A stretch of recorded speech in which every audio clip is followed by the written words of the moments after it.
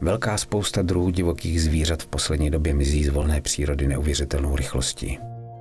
O svá přirozená prostředí přichází především vlivem člověka, který je z jejich míst výskytu postupně vytlačuje. Mnoho kriticky ohrožených druhů zvířat je dnes v podstatě nemožné ve volné přírodě spatřit.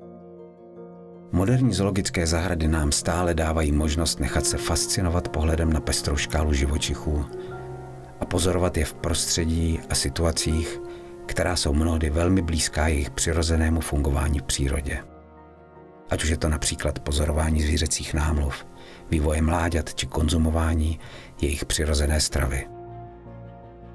Mnoha lidem ale bohužel pouhé pozorování nestačí. Chtějí přece ty opravdové zážitky. Často ale svou touhou po nezapomenutelném zážitku zvířata ohrožují a ubližují jim.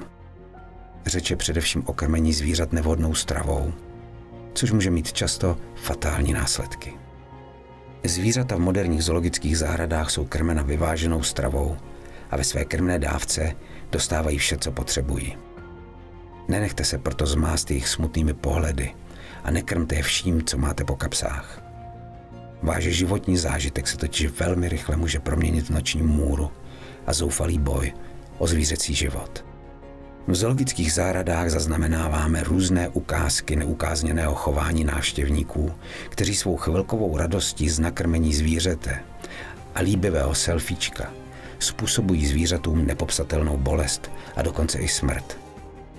Ať už šlo o srnce nakrmeného rohlíkem, berany, kterým byla podána podobně nevhodná strava, kozu s plným břichem igelitových pytlíků nebo 2 případy březích losic, z nichž jedna snědla sušenky a rýžové chlebíčky a druhá něco podobně netypického pro losí žaludek.